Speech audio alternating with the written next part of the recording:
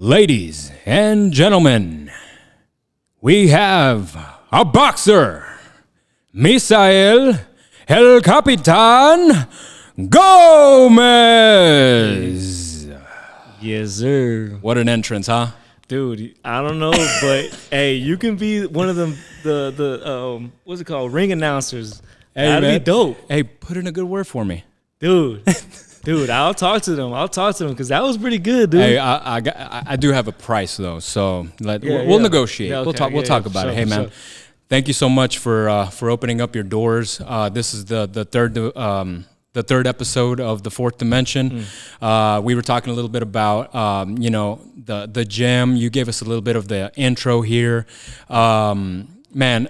I actually, for the listeners out there and how we're connected, is if you're a day one Fourth Dimension fan, my second episode was Pablo de Leon, and he actually connected me with you. He said, after we finished everything and we talked about, hard work and having a passion for something, he's one of the people that he brought up to me. And I was like, fuck yeah, I would love to go talk to him. So he said, actually, he's gonna have a fight in Fort Worth. Yeah. And I said, shit, I've never been to one of those. Sure, why not? I'm just kind of one of those people that why not? Let's go try it. Right. So I went out there, and man, it was, as soon as I walked in, this is probably something that you would want to hear, because you're on the other side. You're inside the octagon as I because I'm a big MMA fan. Okay. Obviously boxing is part of MMA. That's a mixed martial arts part of it. Right. But anyways, I was walking in and I wasn't expecting much, but what I got out of it it far surpassed my expectations. All the fights were phenomenal. Like this wasn't an exhibition. Right. I think even some of the ones that I've seen from Mike Tyson, recently, they've been exhibitions. It's been nothing but exhibitions. Even some of these pro fights have been exhibitions. Right.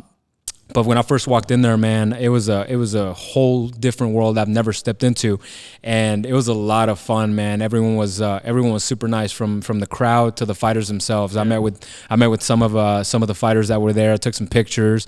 Super nice guys. Yeah. So again, man, thank you so much for opening up your gym. It's 11 o'clock at night here on a Friday night. Yeah, it's also about 200 degrees in here. No air condition. That's the way I like it.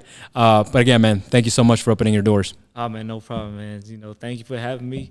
I've been excited, man. I haven't done a podcast in a long time, so I've been wanting to talk. I've been wanting to talk some things. You know what I mean? There's I got a lot of things that in my chest that I just gotta let out a little bit. For sure. But nah, man. Thank you for having me, and thank you for the gift, bro. Shit, we might just have to take a shot right now. Let's do it. Let's do it. Let's start it off. Just to get a little loose, So what do we have here? We have a reposada or reposado tequila correlajo. Damn, I can't read. Shit, I don't think I should take a shot. Reposado tequila corralejo 100% de agave. All right, let's open that up. Ya tú sabes, papi. Aquí andamos con puro juego. Let's do it, man. Oh man, that's that Mexican plastic. It's tougher than the one we got here. That's straight from the motherland. It ain't tough as me, dog. We're about to see. So talk us through this process. Oh man, I've done open plenty of these bottles in my lifetime. You know what I mean? Not the one with that was crazy with the shot glasses and all that. That's neat. You know what I mean? That's the way we do it. Yeah. That's the Fourth Dimension way. We treat our guests very well. Yeah, man. We're gonna pour up a little. Ooh, it's not a little shot right there. That's for you right there. It's quite a hefty. Hey man, we gonna get loose a little bit. Ooh. Put this back over here. You got any rituals you do with this? Just shot. What is it? Any sayings? What is it that they say? I don't know. You tell me. Pa dentro. No. What is it? I don't even know, dude. I ain't gonna lie. It's just a. Like honestly, let's look it up. What is it? Dude, all of our Mexican listeners are super pissed right now. Dude, disappointed right now. They're like, how do you not know the damn the ritual? All right, I got it here. What is it? Tengo el pinche Google ahí. Okay, aquí. Arriba. Arriba. Abajo. Abajo. Al centro. Al centro. Pa dentro. Pa dentro. Woo! I know you're listening right now. I'm gonna try to describe the flavor. It's probably one of the smoothest shots I've ever had in my life. Hey, dude, did you know? I didn't know. I'm not really a drinker, to be honest. Wow. But it looked legit. It had shots in it. It had ready to go. I mean, that's kind of how we have our setup here. We have solar powered lights, batteries. Right, I got right. everything. Everything is wireless, ready to go. So that's why I got this. Dude. But I mean that's smoother than a shot after you've taken 5 shots, Dude. That shot hit. That was nice. That's the real deal. Yeah. But I want to get back to that first night that I actually went out to the event out in. Can you remind me where that was? In Fort Worth, at El Corral, at West Corral. West Corral, and that looked like a bar, but it also It is, yeah. it looked like a dance hall. It looked like a. I mean, it's a whole lot of things. This is my first time out there, so this is just from a initial perspective. But I want to get back. I want to get back to the fights, man.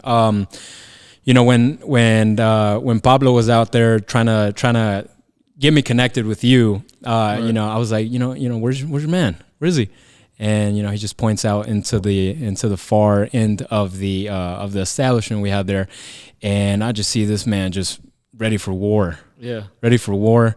But as you approached him, this man didn't seem like he was ready for war, but he was also ready to play with a child if need be and console him. Right. So I like I mentioned, first time seeing any combat sport in person. What goes on in your mind as you're about to take center stage, the main event of this here event that we just recently went to 3 weeks ago? What was going on through your mind as you're training, and as people are kind of watching you too, because you're not behind stage, you were front and center, even when you weren't the main event. You were up on stage, you were warming up. You know, what goes on through your mind as, you know, I think there was about 5 fights that happened prior to yours. Right. As you're seeing all this I was happen. actually the main event. Right. Yeah. Right. You were the last one, right? Yes. That's what I mean. Before that, it was about 5 fights prior to the main event, which was you. Yeah. What is running through your mind as it comes closer, one fight closer to the main event? Right. I mean, at first I'm relaxed, you know, just, you know, at first, you know, I'm just kind of worried about, hey, did so-and-so make it? Did he make it? You know what I mean? I was like friends and family coming in? Yeah, friends coming in, like, oh, I heard, you know, he's here. Mm-hmm. Oh, you know what I mean? Just, you know, just trying to greet everybody that comes and supports.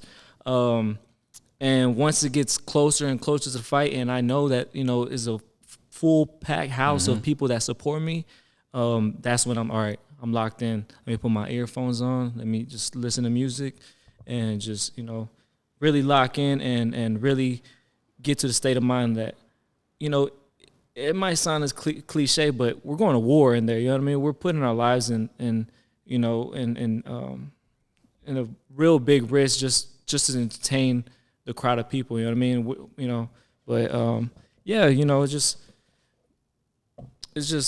But also it's fun to me, you know what I mean? I don't know if you seen me, but I was dancing while I was warming up. I was having a good time. You actually, you hit the Soulja Boy. Soulja Boy, that's my favorite song. And that's so crazy. You know why? That's so crazy? Because was that planned? No. And for them to play that song at that time, I was like, damn, like, you know. Dude, does your family know that that's your favorite song? Dude, they probably told them. I don't know. But regardless. Yeah, but that was, you know, that was a good time.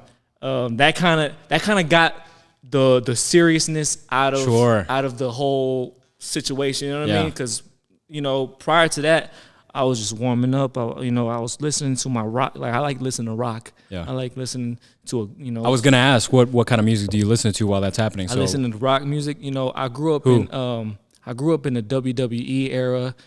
So all the WWE songs, I would come out like, I don't know if you noticed, but I came out to did you grow up into WWE? Yes, did you watching? Of course. DX? Yes. That's what I don't know if you noticed, but I walked out to their song. Yeah. So I'd be, I think I remember I was a couple of Dos Equis into it, so I was kind of just, right. I think I do remember that part. Yeah. It's a day generation X. So I listen to all those, like my favorite wrestlers. I listen to their theme song that they come out, like Edge. I love Edge song. You think you know me? You know what I mean? That's funny that you mentioned that because I was just looking that shit up 2 weeks ago.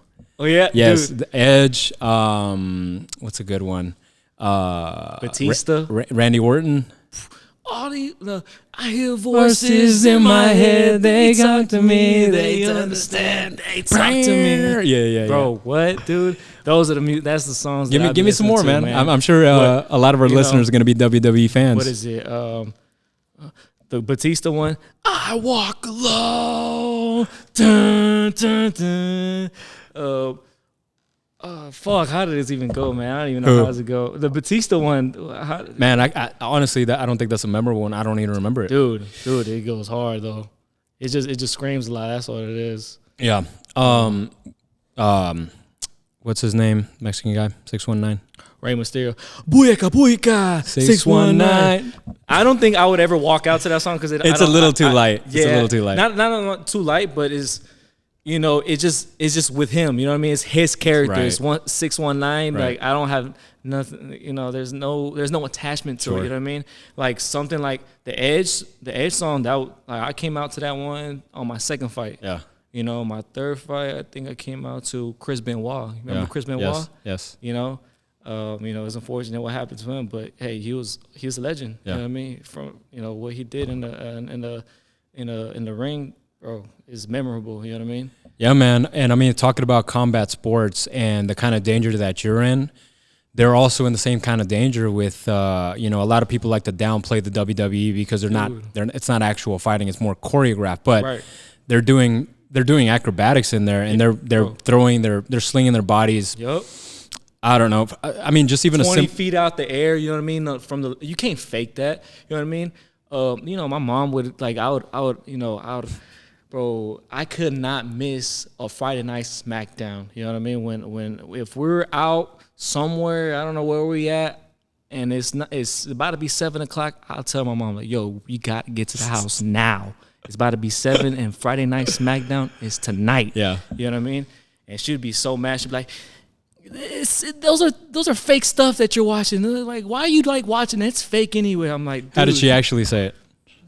She'll be like, eso es puro juego.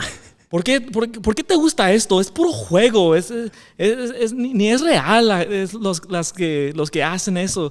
You know what I mean? And I just be like, dude, you can't. I mean.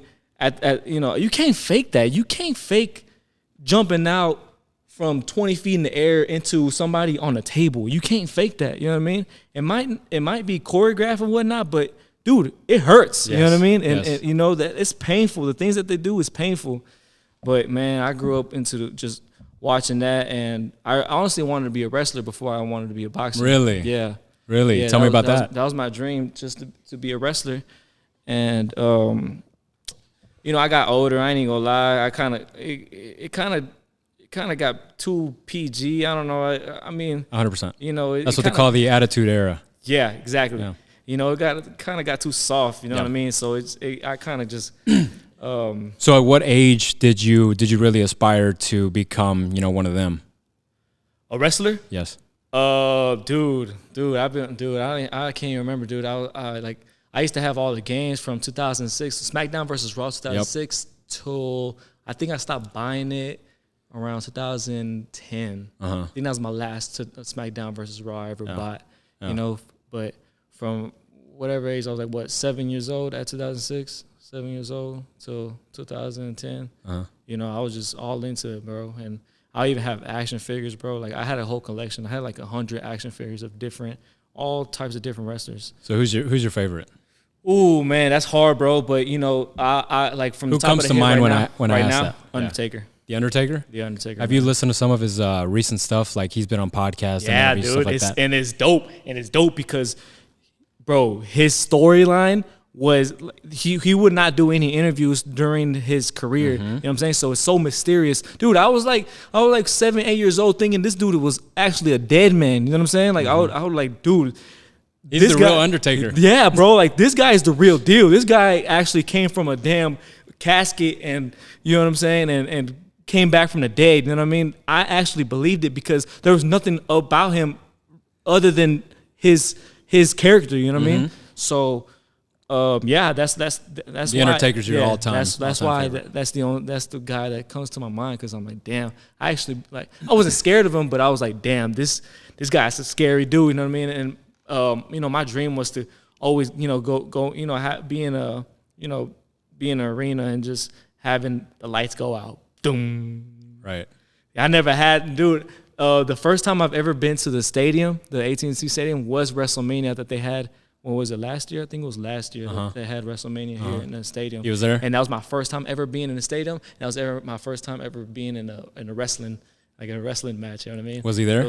No, dude. Who was there at the time? It was Triple H. Triple H. I saw Edge wrestle, which was cool. But, bro, I got so mad because I knew he was next. And he had a whole new song. I was like, I was ready to, you think you know me? I was ready. You know what I'm saying? I was like, ooh, it's about to come. And then some others, I don't know what song came on. And I was like, what the is this, bro? What is this? I was so mad, dude, because had my camera ready. I was like, you think you know me? You know, I was about to say it. You know what I mean? But dude, you know, but it was cool. It was cool. Who else did I see? A lot of new wrestlers that I don't know. Roman Reigns and all them. I don't watch it anymore, but I'm aware there. Who's there? Rhea Ripley, Rey Mysterio's son. That's kind of the pinnacle of it right now. Right. Oh man, it's such a bad storyline though, dude. Right? The Dominic and yes. It's such a bad storyline. I don't know who's in charge of that. I think Triple H is kind of I think he just stepped down. I'm not sure what's going on. I've been out of the world since I was a little kid. You know what I mean? Yeah. But I mean, the person that really made it was Vince McMahon. I mean, he wasn't just the person he wasn't just the boss. Like, hey, do this and kick him in the face and do this. He went in there and he was jacked. He was 80 when I was fucking 10, and he's still at it right now. He's 120. But still buff. And he's still buff. I think he just stepped down. But I mean, he made that. Yeah, and those storylines that we loved, and I'm sure he had everything to do with the Undertaker. I heard it. Of course he did. Right. He was actually on Rogan's podcast talking about it. I heard everything that the Undertaker had. Vince? No, Undertaker. Okay. The Undertaker. And he spoke on Vince. He's like, man, he's a genius. Right. He's a genius. Like I believe he took him kind of on a chance. He didn't really have this character. It was just some big dude. Like I think they put him as a farmer. I'm probably way off, but it was something along those lines. It was nothing to what he has now enshrined himself as, a fucking Undertaker. And how did he come up with that? Trial and error. Because I think it was Vince, right? It was Vince. It was Vince. With the that's right. I mean, it was like maybe. What we love now is probably the fourth or fifth iteration. There were several different ones. As most wrestlers, they got to reinvent themselves and things like that. But this is all the brainchild of Vince McMahon. I mean, he fucking made our childhood. Dude, shout out to Vince, man. Shout out Vince. Man, you go into YouTube and you put crazy space Vince McMahon. Ooh-wee. You're going to be sitting there for a second. He said some off-the-wall, weird, unacceptable things. You can't say it now in this era right now. Can absolutely not even think about it. But they're hilarious. It is, man. A lot of the things that they did, man, right now, I think this era is too soft to even comprehend or to even, like, accept what TV used to be like, you know what I mean? But dude, that was entertainment. That was entertainment, and I loved it, man. I grew up on just watching that, and dude, my other favorite dude was Jeff Hardy, bro. Jeff Hardy, bro. He's remind me, is he the one with the sleeves? The sleeves, bro. I always wanted them, bro. This kind of thing, bro. I used to tell my mom like, "Yo, give me those sleeves." Like, you know what I mean? Bro, she'd be like, "No, like you, like, vas a ver feo." You know, like you're in the store. You're like, "Ma, ahí está Hot Topic. Vamos a Hot Topic. Ahí tienen." Dude, I didn't know where I was gonna get them at, but Hot Topic had them for sure. Yeah. Dude, I wanted them so bad because I just wanted to dance like you know what I'm saying, man. But yeah, that's my top two right there. You know, Undertaker and Jeff Hardy, and Shawn Michaels too, bro. I can't wait. I can't wait till my next fight, bro. I think I'm gonna. I mean, I might as well just say it right now, but I'm coming out to Shawn Michaels. You're coming out to Shawn Michaels. I think I'm cute. I think I'm sexy. Yeah, I got the looks that drives the girls wild. Hey, I think that's perfect. I think that's perfect. I think you know, in the little time we spent here, I think that kind of encapsulates you. And some of the things that I've seen on your social media, you know, you like to have a good time. You fucking get silly, man. But I think it's funny that you mentioned WWE in the world of boxing. You know, because I don't think most people would even imagine that such a brutal sport would have its origin in one of its fighters in the WWE in a space where a lot of people downplay the athleticism and the real danger that they're in. So do you think do a lot of people know that you're a big WWE fan? Yeah, I mean my close friends they know, you know, and if you know you close enough, you know, we're into the same thing, and so they're into it too. You know what I mean? So whenever I came out to DX, my guys that like my guys, they knew. They're like, "Oh, Cap is here. Come on, let's go." You know, and they you know, since I came out to DX, they kept doing the sucky. Actually, I was doing that too. I was like, yeah, man. So you know, so it's a good time, man. Just reminiscing on just the childhood. You know, I used to, you know, I mean, I grew up around a lot of girls, you know, so I used to beat them up. You know, I used to do all those moves like the FU with the John Cena or Slamaton bomb or Swanton, Swanton bomb, bro. The damn with the pedigree. That's dude. I used to do all those moves, and my mom used to get mad, dude. My mom. Who's the one that would hold? I think this is the Undertaker. He would hold you up by your throat and just slam you. That was the Undertaker, right? Choke slam. Yeah, that was a lot of them. Just like he would either catch him in the air or he would just pick him straight up and just slam him. He would do that, right? Yeah, Undertaker, Kane, his brother Kane did that a lot. Yes. A lot. The Big Show did that a lot. Yes. You know, all the big dudes, they used to do that. You know what that reminds me of, bro? I wasn't watching wrestling at this time, but whenever I found out that they took away the Undertaker's streak, the WrestleMania streak, I was kind of bummed out off that, dude. And it was I think it was Brock Lesnar that beat him. I actually do remember that. And I was like, damn, that was like him being undefeated was a thing, and was something to be like. That's why I'm rooting for this guy. This guy is undefeated. This guy is my favorite guy. Yeah. And if you know, and I think I've watched I think I watched a podcast of Undertaker saying that it made sense at that time that, you know, Vince said, you know, they wanted to do it with Edge. Vince wanted Edge to take away his streak, but Edge was like, nah, I don't, you know, which is a good thing, you know what I mean? But for Brock Lesnar to take away his strength, I was I didn't know how to feel about it. You know what I mean? Yeah, I mean Brock is just a dominant force too. I mean, he's done WWE. I've seen him grow as a character in the WWE. He went into the UFC. He won a belt. I mean, he's a collegiate wrestler. Like, it made sense. He's an all-around American athlete. This made sense. And The Undertaker was aging. Like, you can't stay in there forever. So I guess at the time it did make sense. But now looking back, you could have just let him. You could have let him ride off into the sunset. Yeah. So, man, but it's like I said, it's funny because I had one of my questions was I always try to get to the bottom of the reason why people are the way that they are. I was gonna ask, you know, what are the origins? What really sparked this? And it seems that it had its origins in the WWE because you mentioned, you know, you want to hear the thum, the bell with the lights on you, and that's exactly what I saw, you know, 3 weeks ago in El Corral. in Fort Worth. I mean, the lights were off. The lights were on you. You went out to DMX and you just went in there loose with a winning mentality. Nowhere in your face did I see doubt. It was just I know there was a opponent change, however. But nonetheless, I saw you post about that. He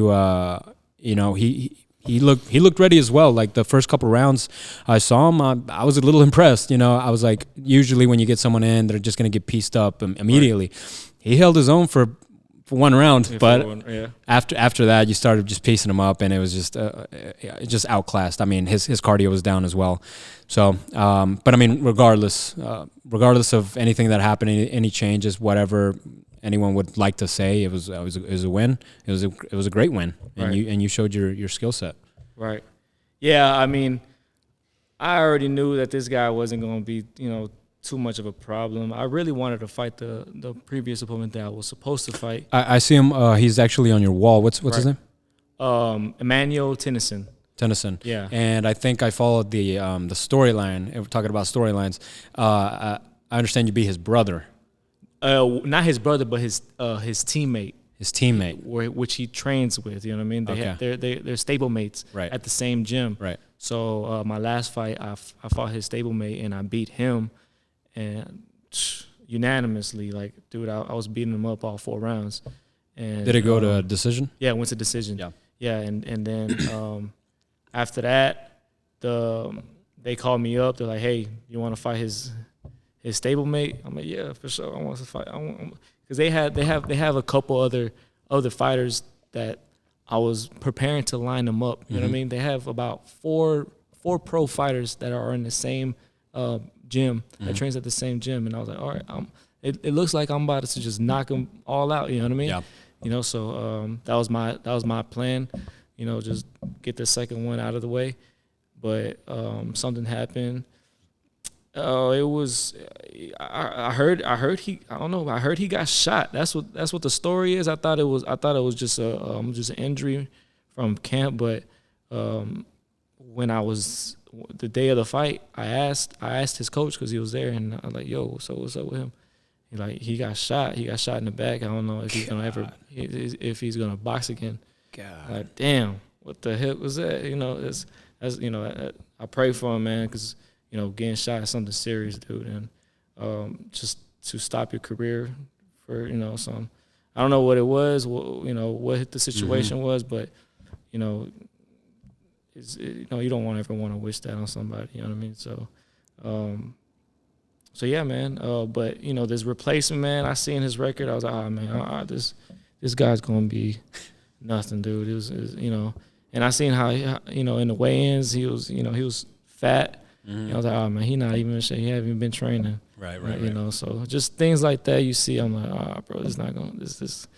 So I think I could have got him out first round. I ain't gonna lie, but he did come with some aggression. I ain't gonna lie. He did come with some. It was so awkward the way he fought. It was just it was awkward. And it was just it was sloppy. So whenever he did catch me with some shots, I remember vividly thinking, like, he'll hit me with a straight left shot, and I'd be like, what how did he just catch me with that dumbass punch? That, like, I seen it coming, but for some reason he caught me, and I'm like, and I remember those are like clear thoughts in my mind that I was like, why the fuck did I let him catch me with that? And I would get mad at myself, like, why did I let myself get caught with that? So after the first round, I said, nah, I gotta take this kid out, man, because this is like, I can't let this kid just keep on hitting me with some unnecessary things that I shouldn't be getting hit with. So I put the pressure on him, just got him out of there. So man, take me through the because I know we talked about prior to the fight, as you're walking out, that's probably the funnest.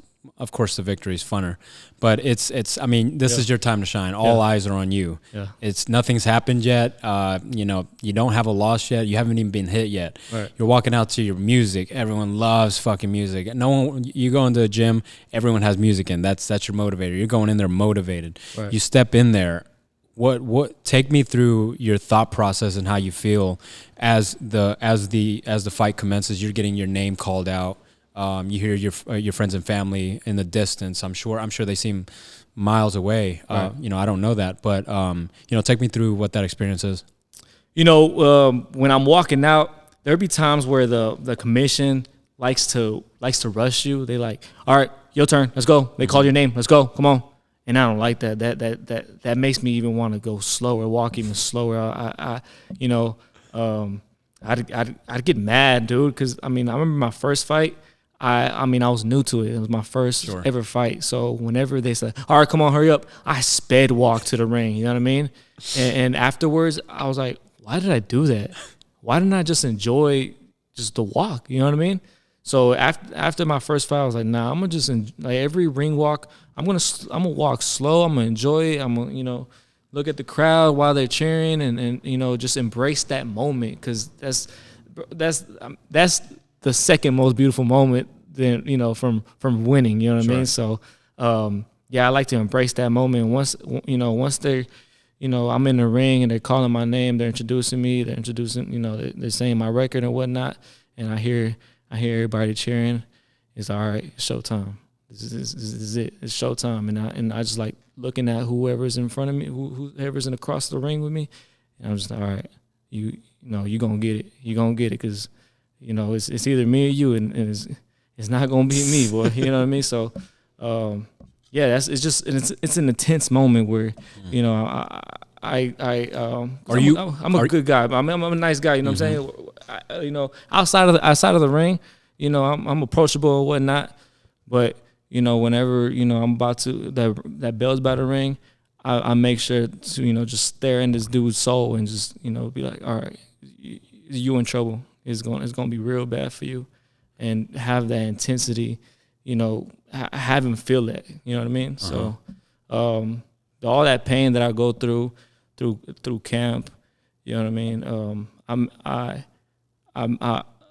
I try to make him feel that. I try to make him feel that with my eyes. You know what I mean? I'm like, all right, I suffered through this whole camp, 2-3 months of, draining myself. You know what I mean? Training every single day, day and night, and I'm gonna make you feel it. You know what I mean? So tell me about the actual fight itself. One question because I've never been in an altercation of any kind, really. My demeanor and my face seems to be kind of off-putting to a lot of people. They're like, "It looks like you can do some shit," but I can't.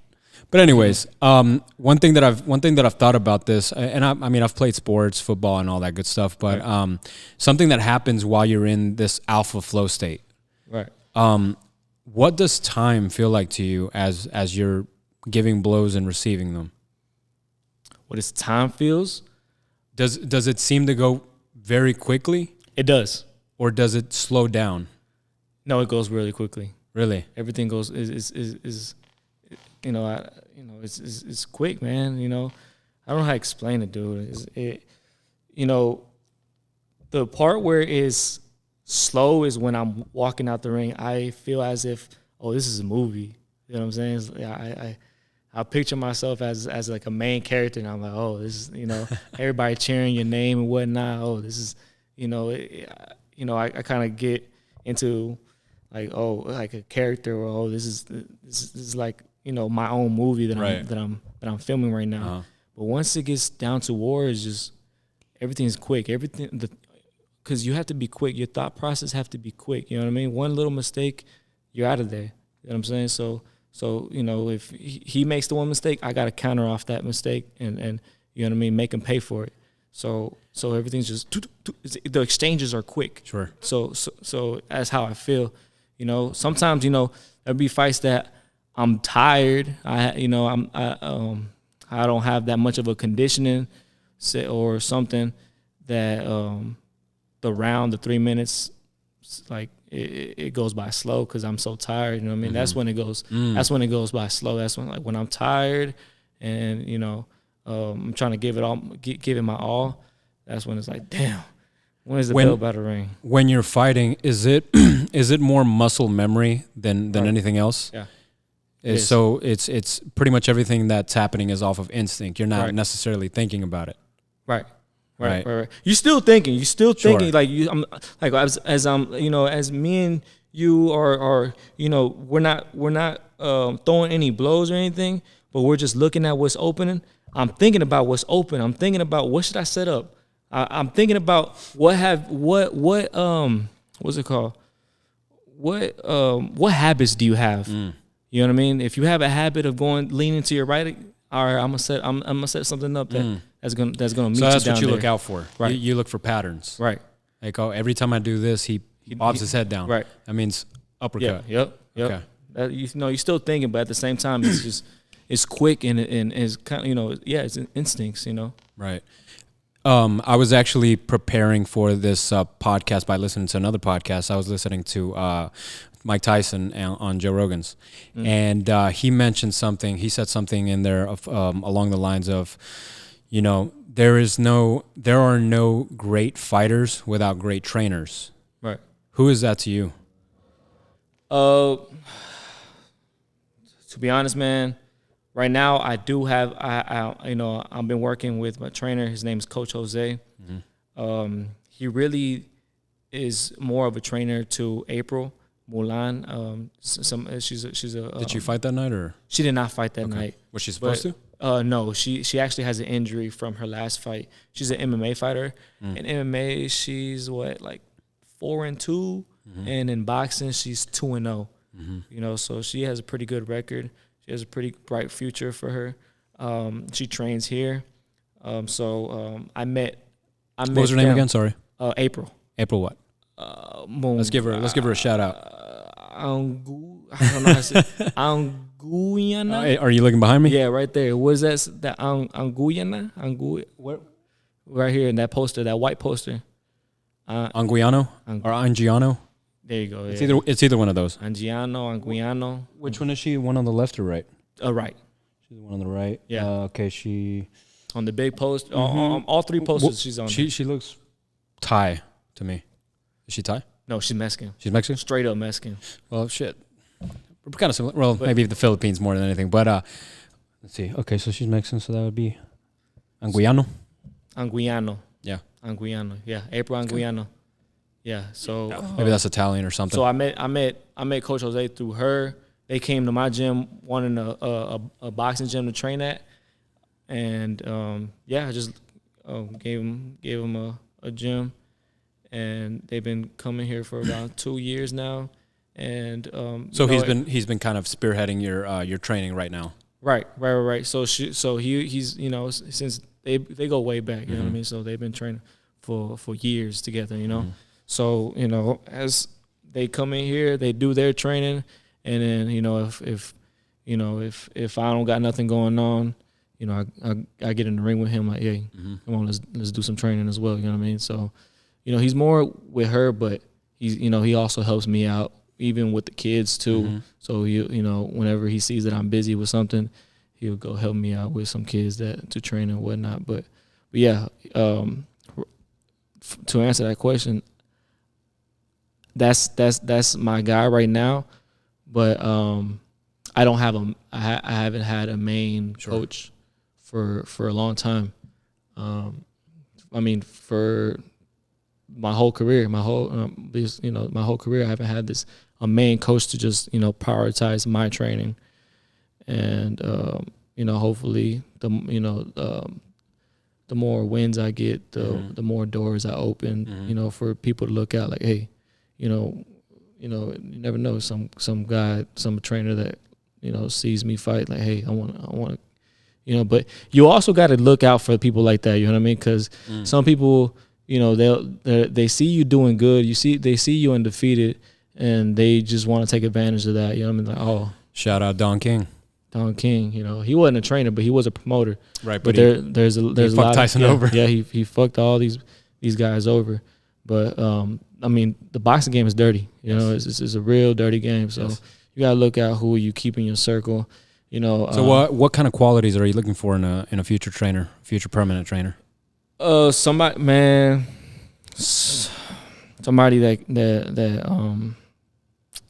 somebody, because I know a lot, man, but I know somebody that can I guess humble me, because I do catch myself like whenever I'm doing something like training with Coach Jose, I do catch myself having these thoughts like, I already done this. I know how to do this. We do this all the time. Show me something new. You know what I mean? Like, I have these thoughts, but I don't like to say it to him. You know what I mean? Because as a trainer myself, I don't like when somebody comes to my gym telling me how to run my things or how to train. How to train. I mean, I don't. If somebody comes into my gym wants to get trained by me, you can't tell me how to do my job.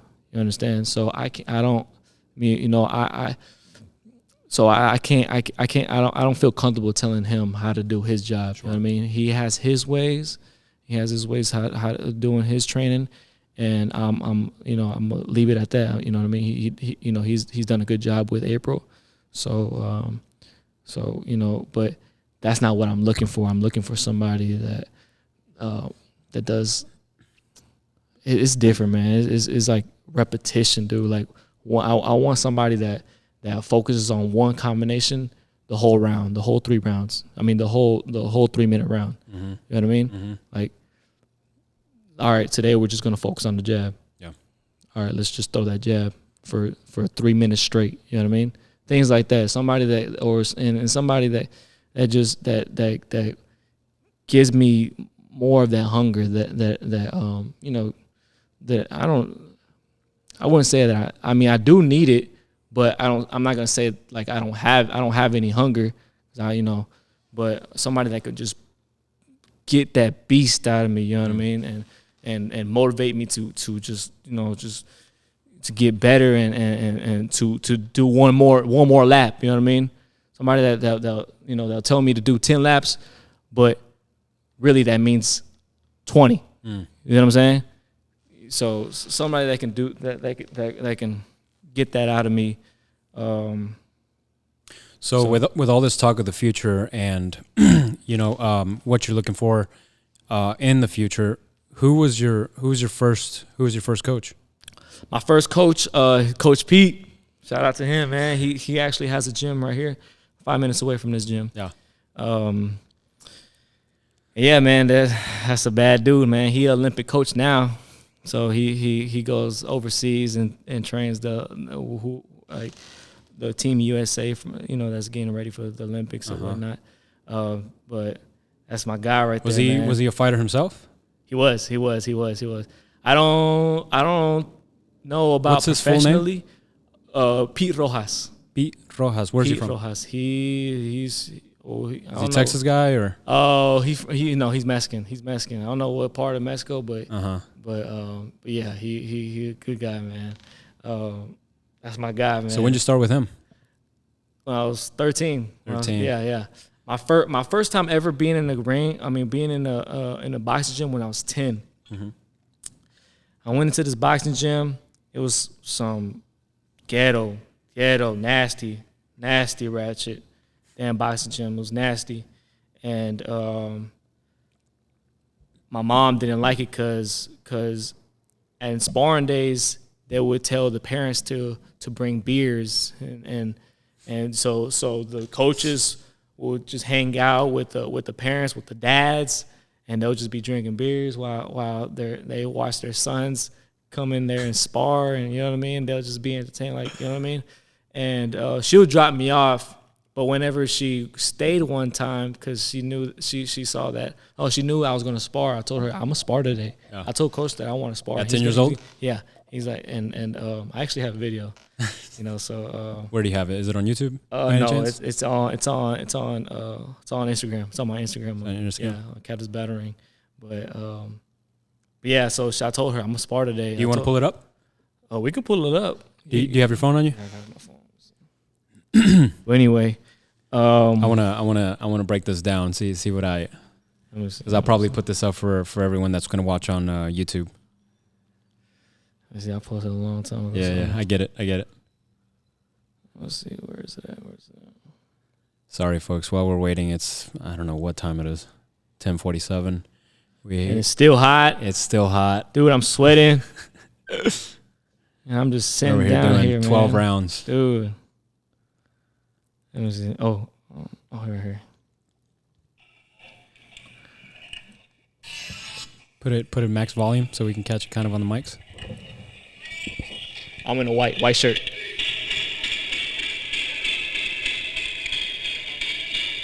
Yeah, you're just nonstop aggression. Prepubescent testosterone flowing through your veins. Blue. I didn't even have my proper stance, man. I was standing like a southpaw, but that was not what it was. 10-year-old you could fight better than 29-year-old me right now.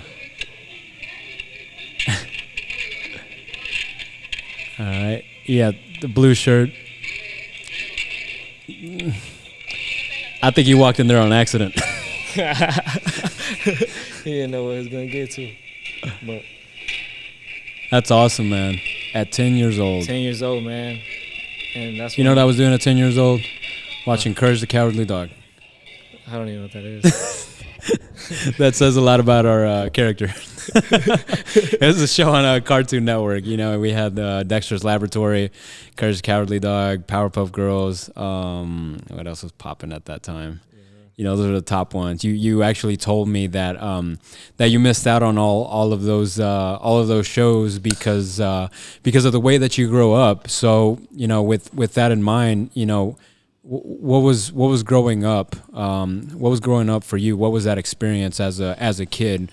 You mentioned that it was far different than most people that grew up in a, you know, a well-off situation. What was your experience like as a child?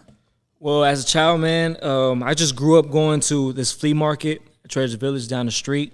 You know, my parents, my mom and my grandma, my grandpa, you know, they came from Mexico, and as soon as they came here, they found a little hustle over there. They just grab whatever cheap things that they can get from like a garage sale or something, like, or they'll go to like what's it called? Like a wholesale? Not a wholesale, like a damn like where they donate things. Where they give you Goodwill? Free they just give you Salvation Army. Some like it's called Arlington or something Arlington, man. So it's like donations. Or yeah, like people will drop off things like things that they don't like clothes, toys, even food, you know, and then that you'll sign a couple papers or whatnot. Even TVs, they'll drop off, you know, furniture and whatnot, and you know, people will sign things, you know, like a piece of paper, and they're like, this is what they need. They need clothes, they need some furniture, and then you just get all those things for free. It's just, you know, and they'll just sell it. They'll sell it to you know, at Treasure Village in the flea market, and yeah, I just grew up going there, man. You know, since I was a kid. You know, when I was a baby, my mom says that she used to put me in a box, like there's a plastic box where she put her like a little inventory in. You know, and when I would be sleepy, she would just put me into that plastic box. You know, it was kind of my like my little crib. Yeah. You know what I mean? But you know, as soon as I got older, you know, you quite literally were born into the hustle. Right. Yeah. You know, basically. And you know, once I got old enough, like 8, 9 years old enough to understand what was going on. You know, when I was like 5, 6 years old, my mom would put me in the corner, like say she has her whole table full of things that she's selling. You know, whenever she would have to go to the restroom, I'd just be right here. Like, all right, like take care of everything. Make sure nobody steals from us. And I'd be all right, boom. All right, you know the prices, okay? All right, yeah. You know, people will come, hey, how much is this? Like, oh, it's $5. You know what I mean? I grew up doing that. You know what I mean? So as soon as once I was old enough to understand what was, you know, okay, these are our merchandises, and this is what we sell, and this is how we get money. Whereas once I got, you know, old enough to understand that, you know, my mom told me, hey, you should, you know, get another job somewhere. You know what I mean? And and she knew all these, like, you know, we've been there for years. They've been there for years. You know, so you know, kind of like neighbors. Everybody works at the same spot. You know, they rent out the same spot, so you know, you kind of get to know everybody that's around you. You know what I mean? So they had they had these other neighbors and whatnot. They had like these Koreans that used to sell glasses and shirts like muscle shirts and stuff like that. And so they'll tell, once I got old enough, they're like, hey, could you let my son work for you? They'll pay me by like $50, $60 a day. You know what I mean? So it's not bad. Yeah. And, my mom taught me just, everything that you work for, everything that you want, you have to work for it, So if you want these shoes, I used to be all into Yu-Gi-Oh cards when I was a kid. You want the new little deck of cards. Shout out Blue Eyes White Dragon. Blue Eyes White Dragon, the Dark Magician. You know what I'm saying? I was more into Dark Magician Girl, but yeah. They had some cool little Red Eyes White Dragon, or no, Blue Eyes White Dragon, was it? Something like that. No, there was a red one. It was like red eye Black Dragon. There you go. That was a badass one, dude. But yeah, man. So I'll just get to work as soon as I turn like 8 or 9 years old. I got and like I said, man. So your first job was working with like you mentioned with the Koreans with the merchandise that they had, the muscle shirts and what were you saying, the stereos? The stereos were with the Arabs. Yeah, I worked for the Arabs that had the stereos. The Arabs that had this is when I got a little bit older to carry stuff. So you started off with cloth and shirts, and then you got up to electronics. I got up to electronics. I got up to tires. I sold tires as well. So shoes for the Russians. Man, I sold everything. Like, dude, I went through all types of jobs, and then I stuck around to, I don't know. Oh, you probably haven't, but it's called Fruteria Cano. I stuck around with them. They have it's a family business. And they have a stand at Traders Village, and they do pretty well because they have all types of restaurants around Irving, East Dallas. I don't think they have one in Arlington, but they have all around. You know what I mean? So they have during the weekends, they also put their restaurants here in Traders Village, and I started working there around I think it was 13, 14. And I stayed there till I was like 17, 18 years old, just working for them. And it was a family business. It was Mexican people that owned it, and we just got along, and they were cool people. They gave us. At 13 years old, I was working like basically at a restaurant. Because there would be times where they would ship us to like they'll have events like ship you. What do you mean? Well, it was called like ship, but like they have this big truck, bro. It's a freezer truck. You know what I mean? Where they put all their fruit. And all the workers will be like 20 workers, bro. 20 of us. With the fruit? They had fruit in there. They had pallets of fruit, bro. But I mean, they would get in with the fruit. Yeah, we'll all what I'm talking about? Like a big box truck. Yeah. Big box truck. You know what I mean? With and there'll be pallets of a bunch of fruit, whatever type of fruit. It was a freezer, you know what I mean? So it was a cool area, you know what I mean? It was it was cold. Like literally cold. Yeah, it was literally cold. It was a freezer, you know what I mean? Where they stored the fruit. It was a truck, So they'll put 20 of us and we'll drive, like they'll drive us to there'll be times where we go to the state fair. When it's the state fair, they had stands at the state fair, and we'll all go over there and we'll work there. They'll drop some of us off at a restaurant that they had in East Dallas, and then some of us at State Fair. You know what I mean? Wherever we get, or they'll have like events like these Mexican concerts that they'll have stands for. We'll work there, bro. We'll work everywhere. You know what I mean? So that's what I mean by ship too. They'll just ship us to wherever they want us to work. All right, is where you working today. Boom. And then there's no better word than you're giving. You were shipped. Yeah. Basically, man. I mean, what are you doing to the fruit? You're shipping it. You're in there too. You get it shipped. Yeah. Yeah, dude. But it's a good experience, man. Just working hard, dude. Like that like just having that worth ethic, man. That's what kind of drove me into drove me into boxing. You know what I mean? I know you have to work hard. I knew that this doesn't come overnight, and it's going to be hard, trials, tribulations. There's going to be errors. There's going to be all types of things that you go through while training for this, and I grew up with with just going through just those hardships. You know what I mean? So it wasn't really something new to me, really. So yeah, man.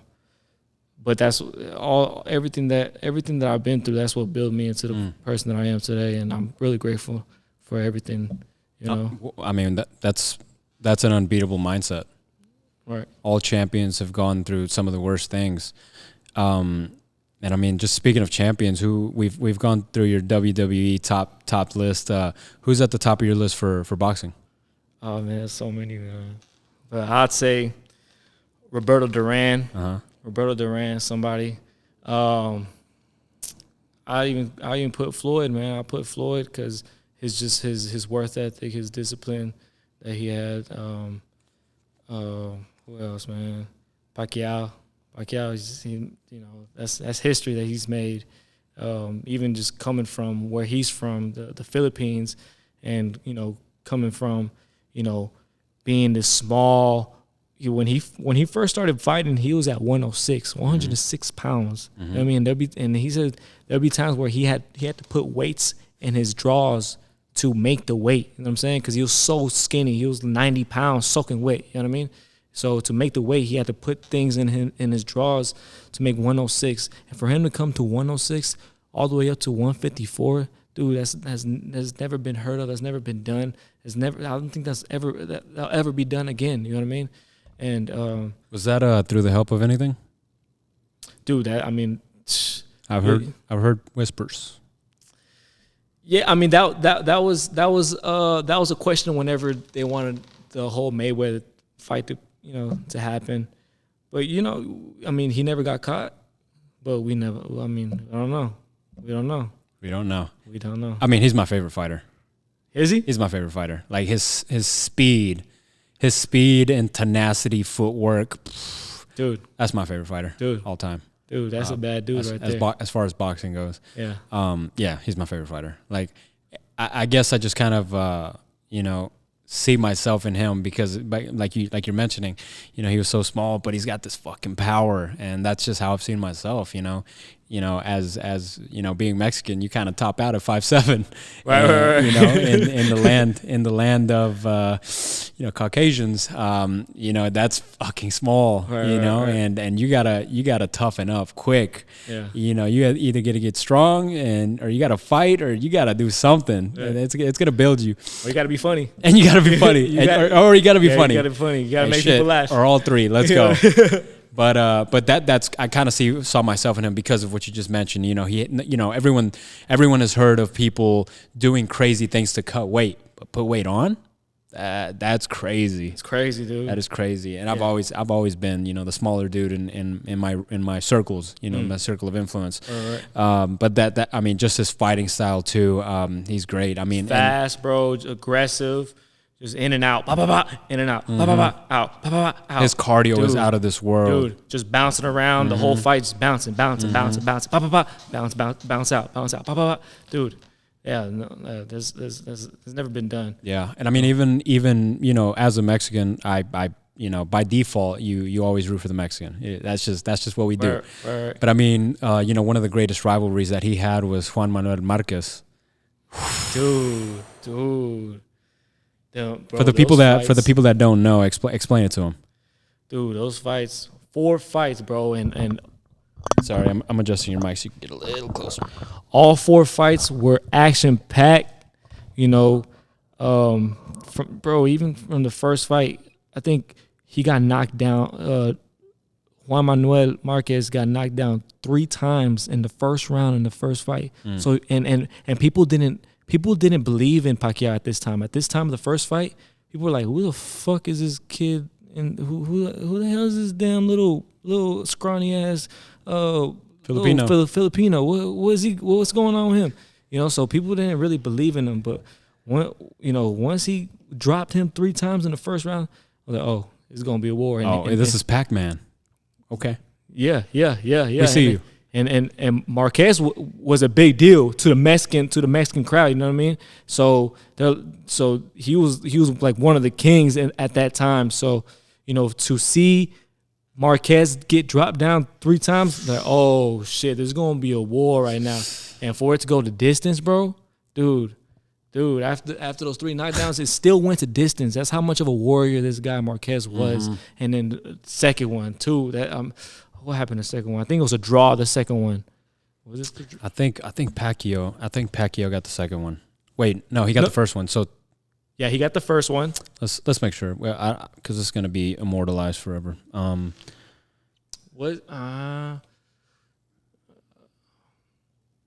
But dude, all 4 fights, action packed, and for it to end the 4th fight, for it to end the way that it ended, that was crazy. For Pacquiao to get knocked out the way he got knocked out, man, it was. So here we go. We are on Sports Kita. I typed in who won Manny Pacquiao versus Juan Manuel Marquez 1, 2, and 3. Let's see, the first fight between Manny Pacquiao and Juan Manuel Marquez ended in a split draw, while Pac-Man won the second and third fights via split decision and majority decision, respectively. And the 4th one. There was 4, huh? That's what I was thinking. I'm like, No, it was 4, yeah. Where's the one where he fell down like Peter Griffin? That was the 4th one. This last one. That was the last. That was the final straw. Yep. He got the last laugh. Damn. So you saying the first one, it was a draw? Let me read that again. The first fight between Manny Pacquiao and Juan Manuel Marquez ended in a split draw, while Pac-Man won the second and third fights via split decision and majority decision, respectively. Wow. Damn. So that means Marquez got up from that first round and put it on him. In a draw. Put it on that dude, bro. After being knocked down 3 times? 3 times in the first round.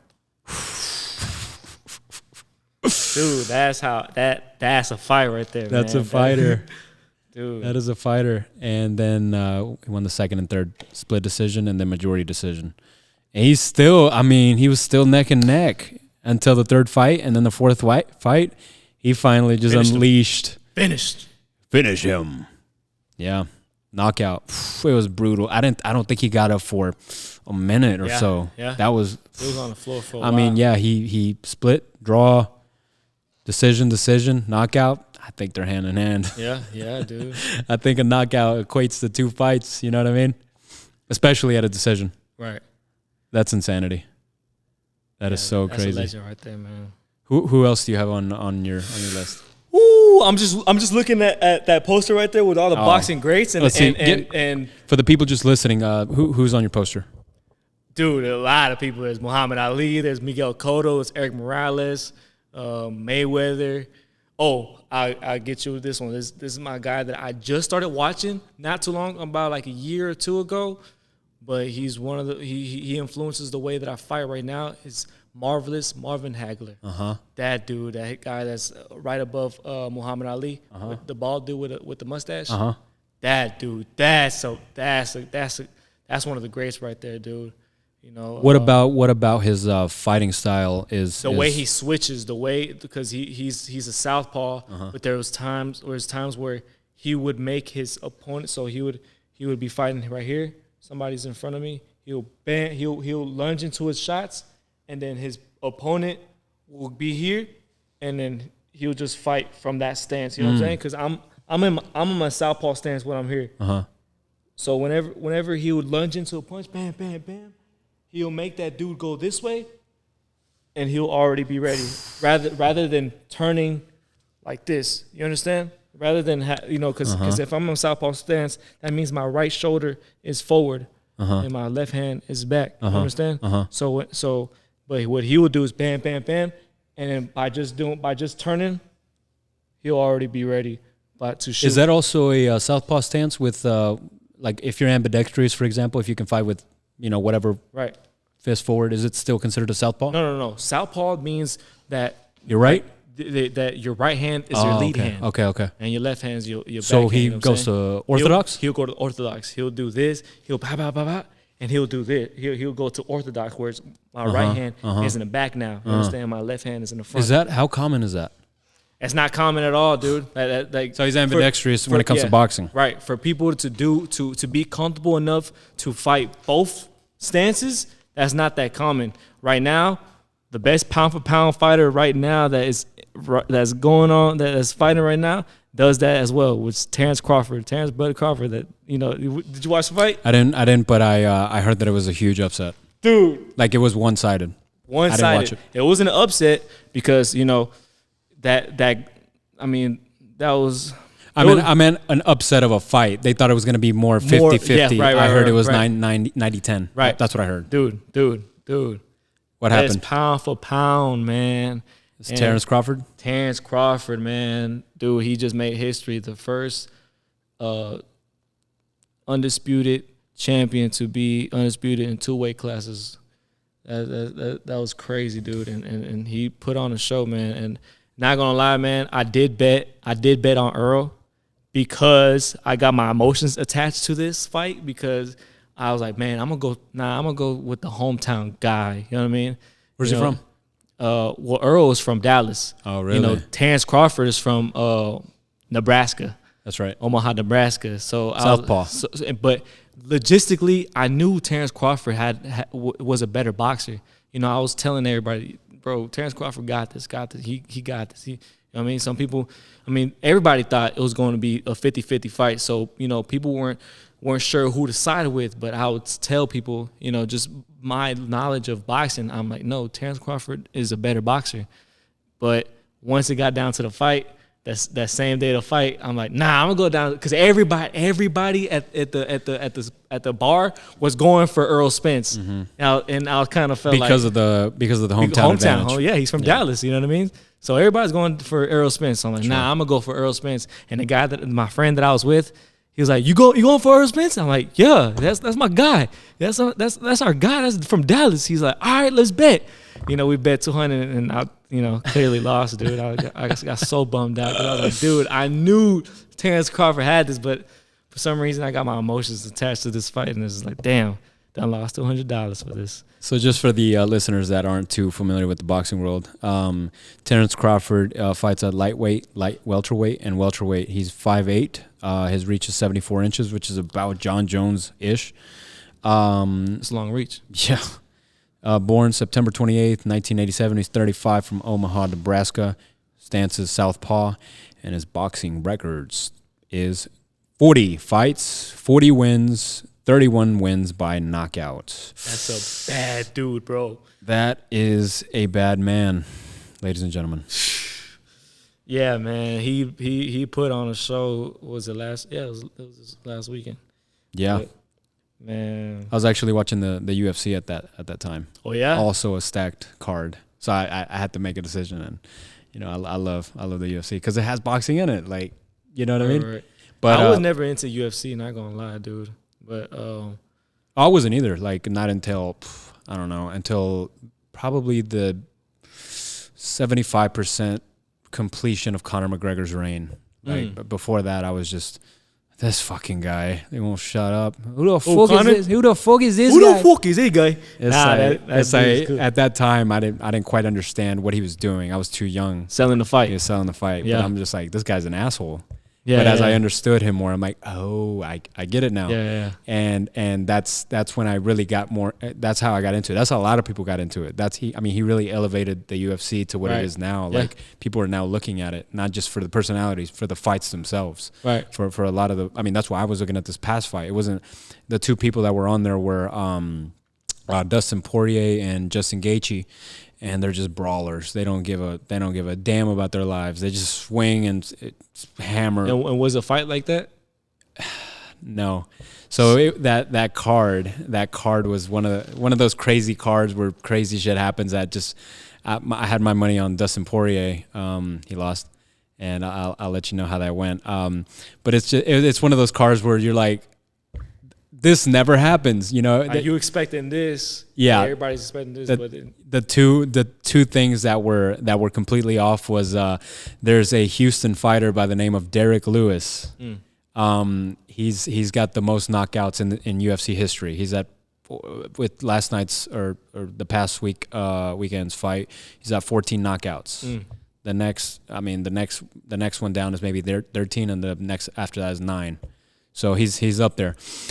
this guy is his main thing is just raw power. He's never been known for strategy or any skill set besides just raw power. Like if he hits you in the fucking face and he hits that button, you're out. Yeah. You're done. I mean, his nickname is the Black Beast. It's like a Kimbo Slice. Like a Kimbo Slice. Yeah, like a Kimbo Slice, but more power. And Kimbo Slice was opening people's eyeballs out on YouTube. Like they were watching. Yeah, that one was nasty. But the thing about this is he was fighting a fighter by the last name of De Lima. He was a Brazilian fighter. And what happened is, I just explained his fighting style. It's just raw power. He hits you, you're done. That's it. Your only thing you can do is defense, and if you can catch him and wrestle him, you can get him. But it's very unlikely. What this individual does is he takes about 3 leaps forward, jumps up, and flying knee to his face, to just his mouth, knocks him out. A couple of ground and pound as he's on top of him, and the fight is off. Oh. The fight is off, and I mean, I blinked and I missed it. He immediately did it. The only other person, I think he was very close to mimicking the fastest knockout in UFC history, which is, I think, George, right? Jorge Masvidal. Yeah. Jorge, whatever he wants to go by. Game bred. But, he has, I think it was like 5 seconds, but it was actually 3 because the ref didn't get there in time to stop it. But he was out as soon as he hit his knee. But I think it was very similar to that. But you're talking about Jorge at 170 to Derek Lewis at 260. They're probably weighing 260 at that time because that's the limit, but they have to cut weight as well. But he's 260 plus. A man of that stature hitting that kind of a technique, a flying knee. I mean, you got to get your whole. Yeah. And that's a big dude. Yes, and I recently saw a post from De Lima. He says, "My teeth are all loose. I cannot eat." Oh my God, bro! That's a liquid diet. Yes, man. He's probably got to get his whole fucking teeth veneers, just new ones. Yeah. Oh my God. But that was the crazy one because we didn't expect that. And the main event, Dustin and Poirier. I mean, these are just 2 known brawlers. They were actually fighting for a faux belt. It's called the BMF, the baddest motherfucker. This was Nick Diaz and Nate Diaz and Jorge Masvidal. That was the very first one, and they were just like, we're just the baddest motherfuckers. We just throw down. We're gangster. We don't put up with the bullshit. It isn't who the fuck is this guy. None of that shit. It was just bang it out. And Jorge is now out of the UFC, so it's vacant. So what was expected is that this would go the full 5 rounds. What ended up happening is, I believe in the end of the second or the beginning of the third, Dustin, he never does this. He hits him with what's his name? The British. He's black and he's British, and he just won the belt from Usman. Leon Edwards. Leon Edwards does this one thing, and you probably have something similar in boxing, but what they do is they throw a jab, and as that jab's coming in, they're already blocking it, in a Mayweather style, just kind of doing this. Right. And as that's happening, their leg is already 50% to your head. And it's something that they got to watch out. It's only been done once. So they feign it like they're like. So they do this, right? So you're coming in for this, but the leg's already coming around. By the time you realize that, it's too late. So what happened was, hitting in the back of the head is always illegal in any sport, especially boxing. What happened here was he threw the kick. All right, the contact is legal at the top of the foot. However, you still got the toes. The toes wrap around. Boom. Hit that off switch on the back of his head. Just goes limp. Immediately, he, one hammer fist to the face, and Herb Dean, the ref, just slides in like he just hit a an outfield hit. I think he actually hits him with the people's elbow, as Dustin likes to say. He's like, "Fuck you, Herb! You hit me with the people's elbow." He fucking calls it off, and it was that's just what the story, how the story unfolded. Afterwards, it was, hey, you got me. I didn't see it. Right. I didn't expect you to do that, and you hit that, and congrats. I hope to see you again in the future. And that's how that went down. So that was my experience with the whole fighting thing. But yeah, I mean, I heard everything that happened with Crawford and Spence. Yeah, the thing about MMA. Get a little closer to the mic, please. The thing about MMA that I like, bro, is that you can lose, you could come off a loss, and you'll still be a big name. Yeah, they'll still expect you to do well. You know what I mean? They'll like the fans will still be like, oh, I can't wait till his next fight. You understand? Yeah. So and boxing, like like this loss that Errol Spence has, people will already talk about, oh, he should retire. He's done. Like, dude, what? This is his first loss, bro. Chill out. You know what I mean? Like, dude, you have a bad night. You can come back off that bad night and just keep fighting. But I don't know, bro. I don't know what it is, but the boxing fans, they're really quick to, oh, he lost. All right, he's done. And I think I know what it is because of Mayweather. Mayweather changed the whole game up by emphasizing his 50-0, him being undefeated. So, and he's the most successful boxer there's ever been. So people want to follow his blueprint. Not just that, but monetarily, he's the richest too. Right. That's why you're not in there for the money. I mean, you love the sport at the beginning, but you got to get paid too. You got to get paid, man. You got a family to feed. Yeah. So, so people look up to him and want to follow his blueprint and want to keep their oath. That's why there's a lot of these guys that don't want to fight each other, and that's why this fight with Terrence Crawford and Errol Spence was so big, because two guys at their prime are fighting each other. Was Spence undefeated? Yeah, both of them. So someone had to lose their oath. Yeah, exactly. So that's why it was such a big deal, because we haven't seen fights like this in a long time. Yeah. Even with the what was his record? The other one was 39, right? He's 39-0, I think. And who was the other one? Earl Spence. How do you spell his name? ERROL. Spence Jr. Junior. Okay. What was his record? His record, it's not as prestigious. 29 fights, 28 wins by the KOs really put it over the top. The 22 KOs, one loss against 40-0. That's 10 more fights than you, man. Yeah. I mean, it makes sense. Right. The thing is, Earl Spence has been at 147 his whole career. Yep. Welterweight. So 5'9". And Terrence Crawford went from 135 to 140 to 147. So he's like. What do you think that does to your fight game as you transition from those weight classes, because they require different things and different energy expenditure too? Does that make you better as a fighter, or do you think that makes you worse? It depends, man. It depends on the person. In my case, dude, I went from fighting at 154, and my goal is to get down to 135. So I'm kind of doing it reverse. Sure. You know what I'm saying? The common story is that people go from, like Manny Pacquiao, go from, smaller weight classes, and they, get stronger, and they, their bodies get more solid. So, they start going up in weight. So they start filling up, their body starts filling up with muscle, so that's what commonly happens. But with me, my first fight was at 154, and even my second fight, it was a day, like I literally got the call for the fight a day before the weigh-ins. And I was walking around that time, like 159, 160. Well, I weighed in at 160. They told me the day before the weigh-ins, like, hey, you willing to take this fight? This fight, this other fight is not going through. We need somebody. You willing to take it? And I saw who I was fighting. I was like, yeah, I'll take it. I'll take the fight. So I took the fight a day notice. So and it was at 160.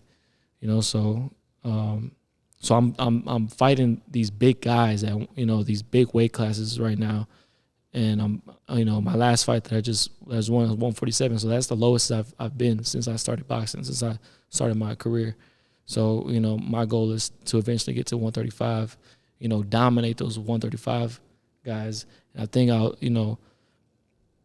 I'll do better at 135 because I'm a big dude. I'm naturally, larger frame. Larger frame than these other guys at 135 right now. So it will be an advantage for me to go lower. You know what I mean? Yeah, man, I'm looking at you right now. We kind of got like the same broad shoulders. Right. big so back, big back. You know what I'm saying? So, so, big fucking hands too, dude. Hey, these hands do a lot of things, man. You know what I mean? Knock out motherfuckers. You know? But, among other things. Among other things too, they also please women. You know what I mean? You know? But for right now, we're just talking about one, right? Right. I'm faithful to my lovely lady, right? But yeah, bro. But I think like for somebody like like a Earl Spence, going up a weight class is good for them because they don't have to drain themselves so much to make that the lower weight class. You know what I mean? So him going up to 154 for the next fight would be a better chance for him to win. So he don't have to kill himself as much to make that 147 next time. So, but I don't think a rematch is necessary. I ain't gonna lie. I don't want to see a rematch. I want him to go 154 and take on some other names at 154. You know what I mean? Maybe I don't know, like make Canelo go back to 154 and fight Canelo. You know? I think as I was Googling some of the information just a couple minutes ago, I saw I don't know if it's true or not. You never know what is true on the internet. But it said Crawford, some sort of a quote. He says if Canelo doesn't accept the next fight, he's retiring. Doesn't accept the next fight with him? Correct. No. I don't think that's true. You don't think that's not clickbait? True. Yeah, it's a clickbait because I'm a fan, bro, so I'd be watching a lot of interviews. But he wants Charlo. Would it make sense? Crawford and Canelo? Nah, it wouldn't make sense. Why not? Because I wouldn't. I mean, it would be a good fight. It would be a good fight, like for like the Mexican fans, going with the American fans. That would be an action-packed fight. But I don't think.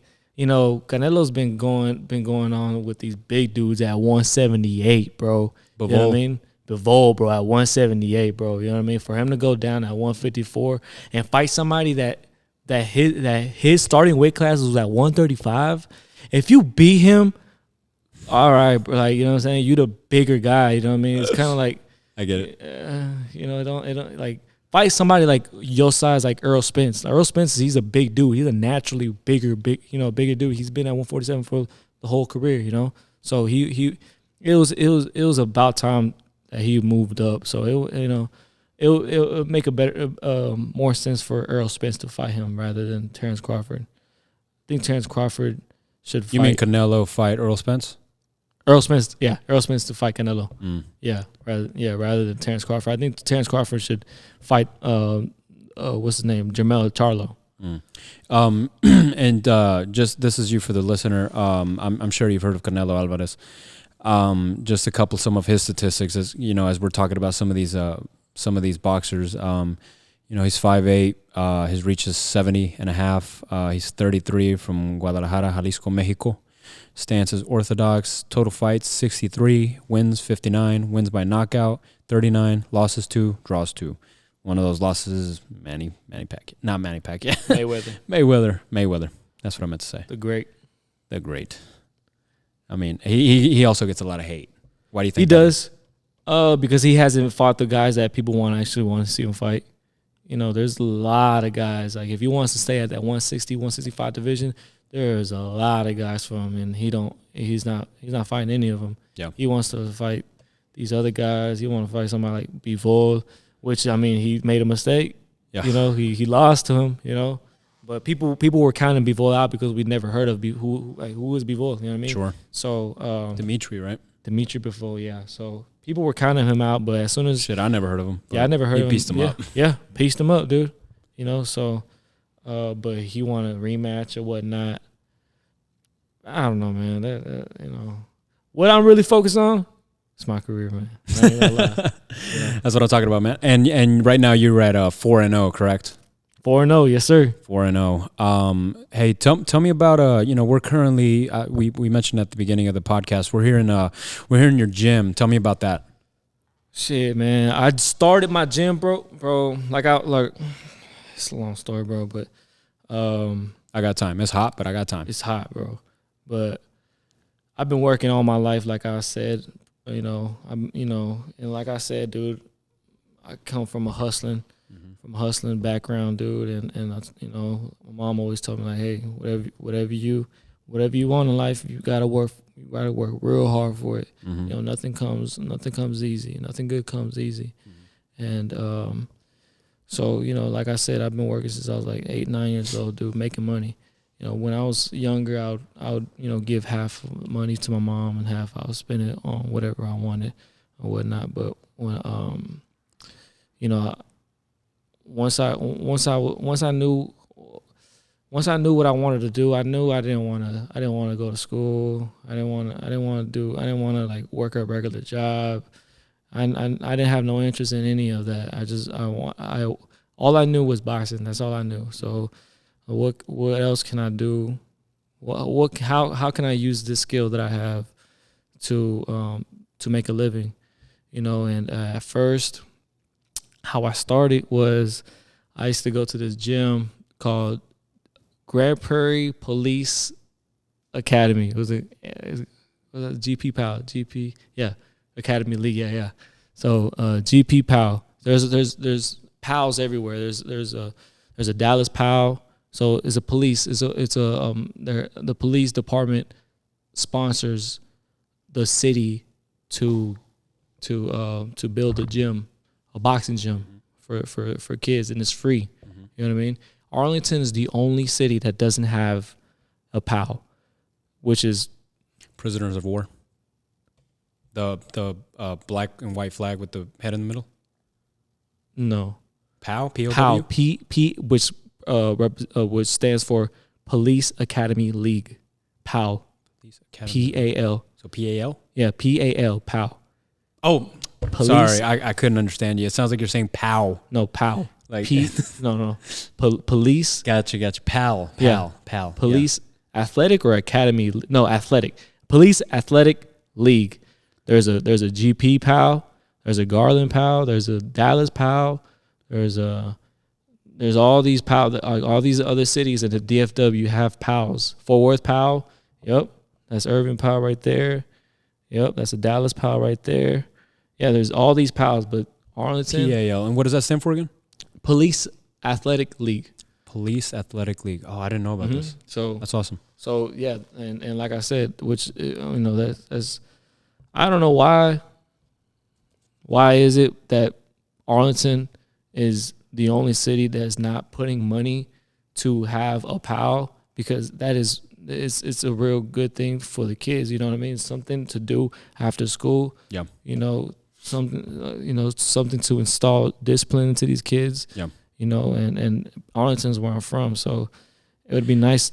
And it's going to make their jobs a whole lot easier because those little kids are going to grow up to be adults, and if they instill them with those opportunities and that discipline, they're making their jobs easier. Right. They don't have to heavily police these areas anymore, or not as heavily or not as violent because people that you're very calm outside the ring because you let it all out inside this place, this sanctuary, this dojo, this sanctuary. Right. So it's very unfortunate that Arlington is the only city that doesn't have a PAL. But anyway, yeah, I used to go to GP PAL, Grand Prairie PAL, so since it was free, I would have my people kids, even my little cousins or friends of mine from school or whatnot to come to this gym, and on the low I would charge them. Some for lessons and whatnot. Sure. But since it was a free gym, so they weren't tripping. You know what I mean? So that's how I kind of started building my clientele, and I would post videos of me hitting mitts with these guys or whatnot, training them and whatnot. That's how I built my clientele, and at the same time, I've been having a job since I was a kid, so I already had a job going on, and I was still hustling and whatnot, and just stacking up money. I already knew what the vision was. I like, all right, at first I was going to start at the little house that I used to live in. I used to live in this little house back in East Arlington, and I was going to build the gym in my garage, but I think I was whenever I had that thought, not too long afterwards, I said, no, I'm thinking too small. I'm thinking real too small. Like, why would I train? Why would I put my business where I live at? You know, so I was like, nah, I got to look for, you know, facilities somewhere where I can have my business in. And, you know, I was on a search for a long time, you know, while I was still training, still building my clientele. I was still, you know, telling people to come to this other gym, you know, to meet me up there to get some lessons and whatnot. And yeah, man. So, you know, I found this gym. I found this warehouse that we're in right now. And I'm like, oh yeah, this is perfect. This is no warehouse. This is where dreams are made. Right. This is where kids come to build their future. Build character. Build strength, self-worth. Yeah. This is not a warehouse. This is a special place. Oh, I built it into that. You know, prior to that, it was just an empty facility, and I built this. At first, I didn't have much. All I had was the bags that we see right here. That's all I had, literally. Imagine this place right here. But just that. With just that. Nothing else. Everything else was empty space, just nothing. You know, and you know, from, you know, just keep hustling. I just kept going. You know, I started, you know, putting more into it. And I want to shout out, I don't know his last name, man. I ain't gonna lie, I feel bad. But Gerardo, he was a coach from GP Pal that retired. What's it called? He gave me all, like, a lot of the equipment that he had at that gym.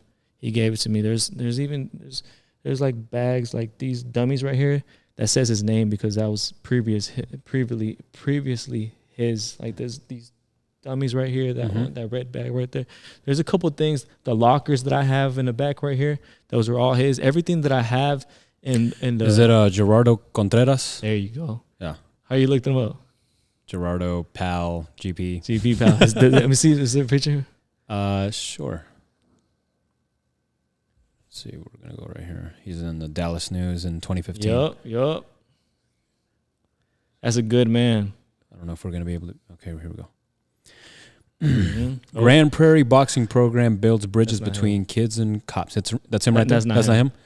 He's probably him right there. Where? Oh, he switched. Big old mustache right there. That's man. He's doing some abdominal work here. Yep. So volunteer coach Gerardo Contreras leads Hector Cruz 20 and Monica Navarro 17 in a set of crunches at the youth boxing gym at Grand Prairie. I was in that newspaper too. I think if you Is that you right there? If you scroll down, it might be. I might be up there. That seems like it's the end of it. Yeah. But shout out Gerardo Contreras of Gerardo Contreras. Yep. So yeah, man, he found out that he reached out once he found out that I had a gym, that I opened up a gym, and he like, yo, I have a lot of equipment, you know, that I don't use, that's just in the garage, you know, from when I retired. What a blessing. And dude, he blessed me with a lot. He blessed me with the floor. Like, before this, it was all concrete. Yeah. All concrete. He blessed me with all the floors. You get knocked out, you're dead. Dude, you're out of there. You know, he blessed me with a lot of the weights. Like I said, the lockers. He blessed me with. You haven't seen it. I haven't showed you all the way inside, but I have a lobby inside where all my office is at, my computers and everything. Everything that's in that lobby, he gave it to me. You know, and I ran into him at Dollar Tree like last week, dude. I haven't seen him in years. You know, and it was a good. You know, it was good seeing him, man. You know, he has his own life that he's well off. You know what I mean? He's like, he has nothing. He don't want nothing to do with boxing. He's just, you know. But it was a good conversation that I had with him. But it was good seeing him like last week or whatnot. But yeah, he you know, the more, you know, I started it started coming together. You know what I mean? I don't think I'm still not even done. I still want other things. I still want more mirrors here. You know what I mean? I'm still not. You know, I like this aesthetic. I like it. You know, this. Look at my bags. They're damn beat up. You know what I mean? I like the tape on the bags. I like the just the roughness of it, you know what I mean? Because that's the type of gym that I grew up in.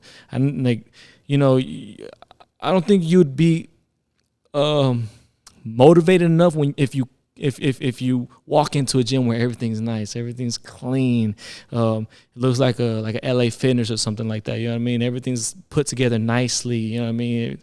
It's almost too nice to even touch. Yeah, it's like I don't even want to. You know, I don't want to even mess. I don't want to mess up. Yeah, you know what I mean? So I you know, you want to go in somewhere that looks like this. You know what I mean? Looks nasty. Looks you just want it gets something out of you. Like, ooh, I want to. I like being here, but I don't like, you know, something, bro. You know what I mean? It gets something out of you, you know, whenever you're in an environment like this. You know what I mean? And I like to keep it like that, but also, you know, I want to put some other things around here, more little mirrors or whatnot. But you know, I'm working on it, man. But yeah, man, I don't know what I was saying. Yeah, you were just talking about your gym and how you came to be, you know, here today on the on the podcast. Looking forward into the future, what do you hope to accomplish here, you know, with the gym and with your career in boxing?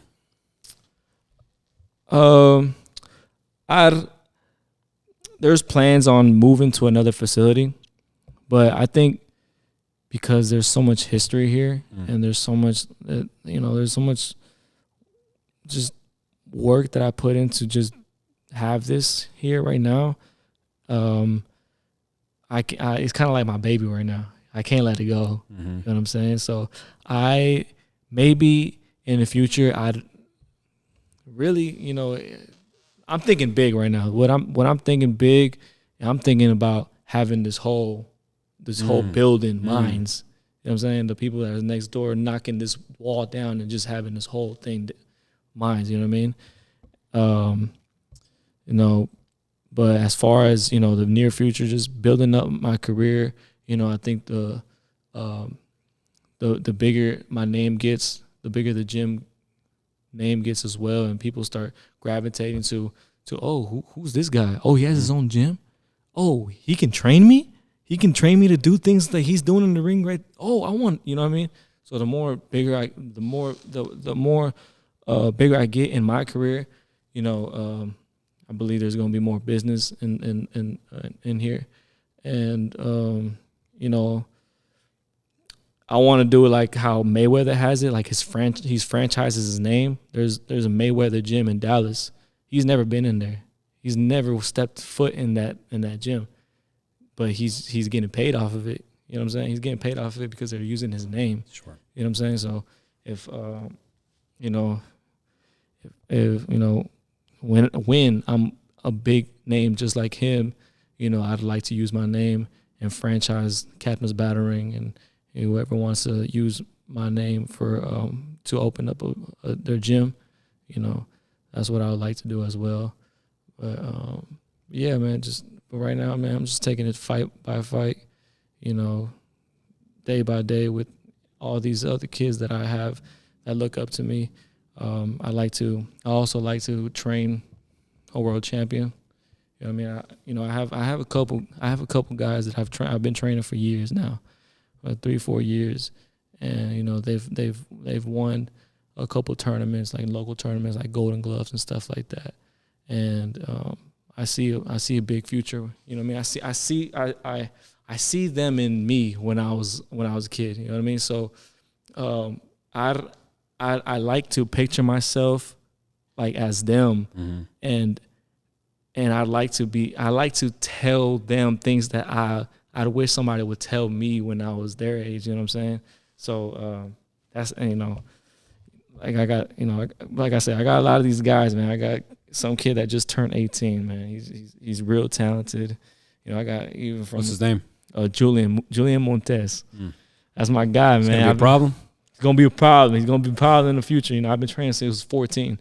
You know, this scrawny little kid, scrawny, small. He used to be, bro. He used to be to my chest. You know what I mean? Small little 14-year-old kid. You know, about 80 pounds, and now he's taller than me. He's taller than me, and he abbed up. You know what I mean? He's swolled up. You know what I mean? You know what? I think I saw him at your last fight. Yeah. Now that you're describing Yeah. him, I'm like, and I think we did ask him. Yeah. Okay, I did see him. Yeah. I know exactly who you're talking about. Yeah, dude. Yeah, that's a problem right there. He's skilled, man. And I got there's another kid that he's I think he's 12 or 11 years old, and that kid See the potential. Bro, what, man? And I get excited off of that. Sure. I get excited whenever they do good in sparring.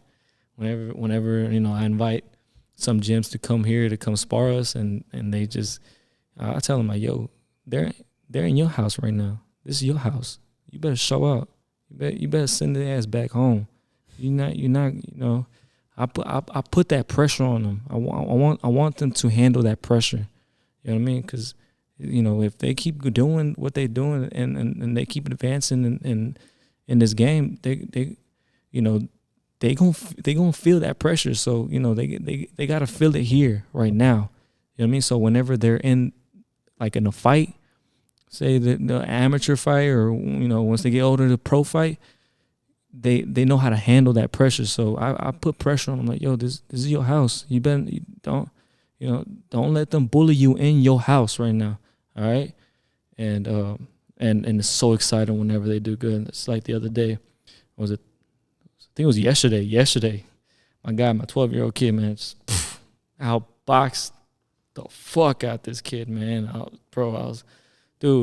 was so happy. Like, dude, you look so good. But then he hurt his arm. He hurt his arm during the sparring. He said the second or third round, it started hurting him. And I told him, bro, but you managed to do 5 rounds. You know what I'm saying? You managed to do 3 more rounds after you hurt your arm. You're a fighter. You meant for this, man. This is what you do. And he was kind of bummed out. I was like, but my arm hurts. Did I really do, bro? I was like, dude, you did excellent, dude. What are you talking about? You did perfect, bro. And I just to hype him up, because you do get bummed out if you come out with an injury, you think like, damn, I just got my ass whooped. You know what I mean? So he in his head, he's kind of like, damn, I just did bad. Like you know what I mean? Yeah, sorry, coach. You know what I mean? I hurt myself. But nah, dude, I was there. I was there to tell him like, no, you did it. You did beautiful. You got in there, did your thing. You did exactly what I told you to do. And hey, rest up for the next. Don't come tomorrow. Rest up for the weekend. And if you feel better at Monday, get back to work. We're gonna get back to work 'cause you're doing good. You know what I mean? So things like that, dude. I love uplifting them, bro. I see in their eyes like, oh. All right, they know what I'm talking about. They know that I'm telling them the truth because of the passion that I tell them. That, you know what I mean? I tell them, yo, like, you box so beautiful, man. You know what I mean? And dude, I'm just so blessed doing this, dude. You know what I mean? Because that just brings me so much joy. I think you have a winner's mentality. I think you're going to go very far in your career, and you've become a father figure for the next generation of fighters. So you're doing the world a favor by creating better people by this art form, by the boxing game. Right. So with that, not only are you focused on your own career, but you're also taking care of and holding the hands of the people that will come after you. So I think we're going to close on that. Lastly, whatever, you're looking for obviously more members. I mean, you have a business to run. Right. You're looking for more members. If there's anyone out there that would like to donate anything to your gym, anything like that, let them know how they can contact you. Be specific about, the name, how to spell it, whether it's social media, if you want to give your email away, probably shouldn't. Let's just do social media. Where can they find you and how do you spell it? Captain's Battering. Captain. Oh, I mean, if you can see that. That's CAPTAINS BATTLERING. Captain's Battle Ring. And everything on No underscore? Or no underscore, no nothing. Oh, that's official. Yeah, Captain's Battle Ring on Instagram, on Facebook. Instagram, Facebook. Are you on X? Google. On X. I'm not on X. No, I'm not on. I just deleted the app. I hate it. Dude. What about Threads? No, I'm not on Threads. Okay, so we got Facebook and Instagram. Do you have a website? I don't. You don't have a website, no. but we can definitely find you. That's how I found this place, Captain's Battle Ring. Just Google it; it'll take you right to it. I'm parked right outside. I mean, it's an inviting environment. I mean, it's open air, no AC, just the way a fighter needs to be cooked or baked. Yep. We train in the heat, so you know we used to this heat. You know what I mean? So you know we what did Teddy Atlas said? He's like. When in a corner, he told Timothy Bradley after a round, he's like, "We train in the heat. We're firemen. We go into the fire and we extinguish the fire. We do this. We train in this heat." I'm gonna pull it up. You know what I'm talking about? No, I don't. But we're gonna show it. We're gonna show it. And, most memorable. And we're gonna end on this one. So most memorable. Corner talk of all time. All right. This is a couple 43 seconds. Let's see what we can get out of it. I'm gonna hold it up to my mic so we can get the audio. But you make your commentary as you'd like. 15 minutes. Can you be strong for 15 minutes? Can you? Listen. Benjamin, weaving a little bit. Pick it up. Pick it up. Okay. Don't pull it straight out. Bend your knees and be strong on the inside and go around them. Let's control the outside. Look, the fire's coming. Are you ready for the fire? Look, we're firemen. Okay. We are firemen. The heat doesn't bother us. We live in the heat. We train in the heat. Yeah, it tells us that we're ready. We're at home. We're where we're supposed to be. Flames don't intimidate us. What do? We control the flame. We control them. We move the flame where we want to. And then we extinguish them.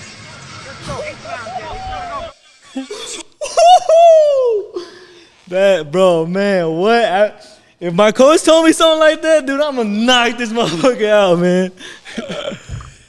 On that note, be the fireman, accomplish all your goals, and help as many people as you can along the way. Oh yeah, most definitely. Misael, El Capitan Gomez, thank you so much again. Opening up your doors, being so gracious with us. Hopefully all of our listeners enjoyed our podcast, and we hope to see you in the future with more wins and more stories. Yes, sir. Thank you for having me, brother. Yes, sir.